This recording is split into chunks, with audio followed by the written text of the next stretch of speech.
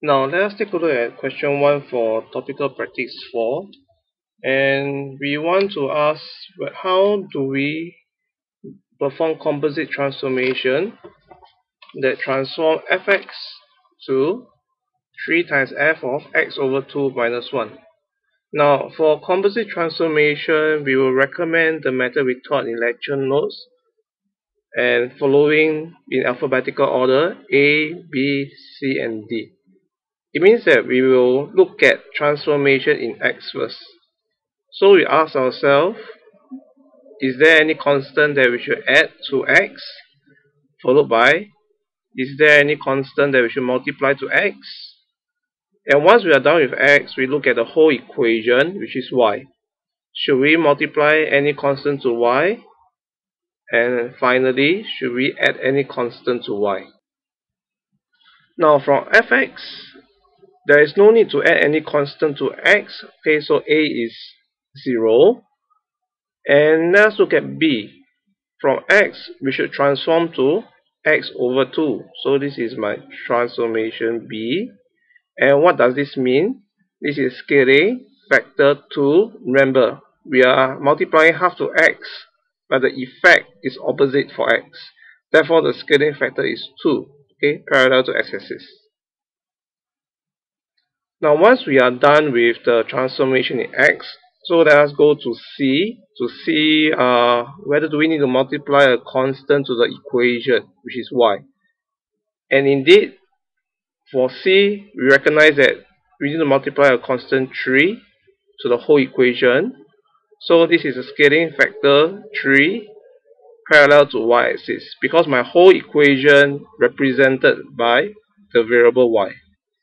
And lastly, for D, we see that we need to add a -1 to the whole equation.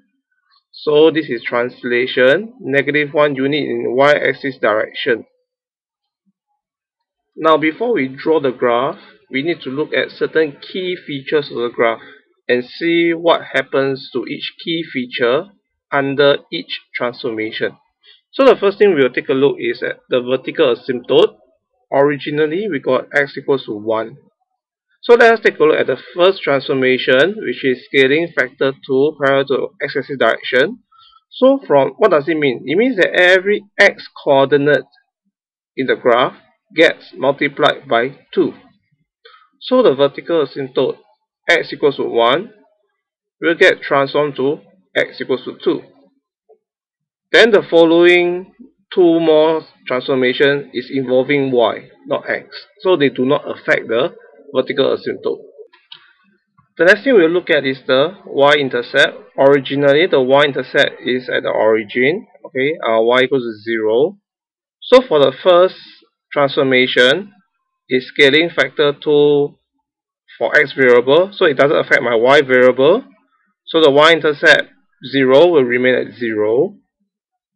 Then the second transformation, scale factor 3 to the whole y variable.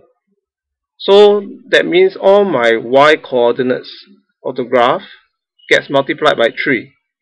However, we have y equal to 0, so when we multiply by 3, the y coordinate still remains at 0.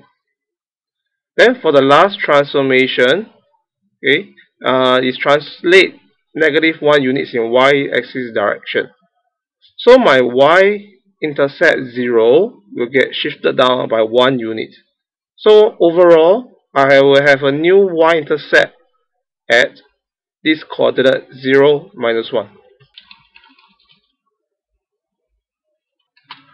Now one of the last features of the graph is taking a look at the minimum point 2, 3.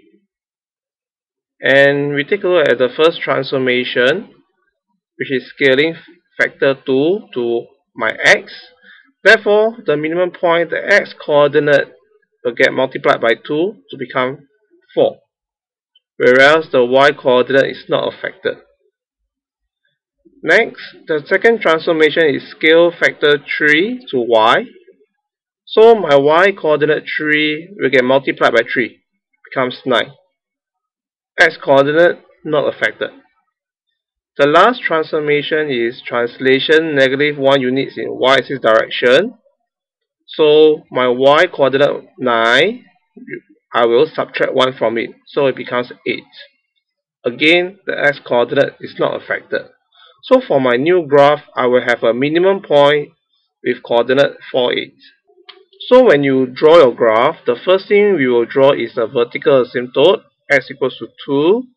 Next, we will have a same positive quadratic curve. And now my minimum point is 4, 8. Lastly, we will have this curve over here, whereby it will cut the y-axis at -1. So this is the answer for question 1.